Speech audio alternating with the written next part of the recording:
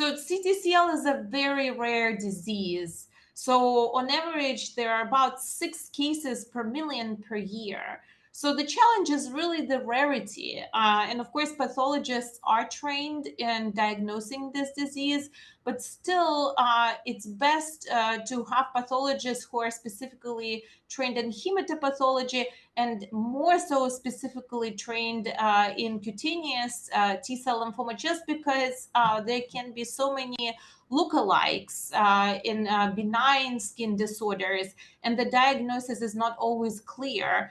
There is also something called pre-mycotic stage. So basically, the patient may be in the beginning, in the early stages of mycosis, and it's not clear whether it is mycosis or not.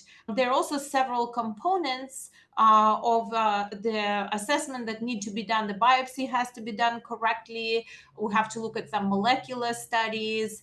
And also, we need to correctly stage this disease. So to correctly stage this disease, we have to remember this is not just a skin disease, even though it's called cutaneous lymphoma. So if we talk about mycosis fungoides, this is a disease that can involve blood, that can involve lymph nodes, that can involve viscera. So again, we have to think of all these other compartments to properly assess the patient and properly stage the patient. These patients, again, they can present with various symptoms, but I would say the most classical one is usually patch-like erythematous, so reddish rash, and usually that's in the parts of a patient's body that are not exposed to sunlight, right? So that's interesting, and that's a little bit more typical for CTCL.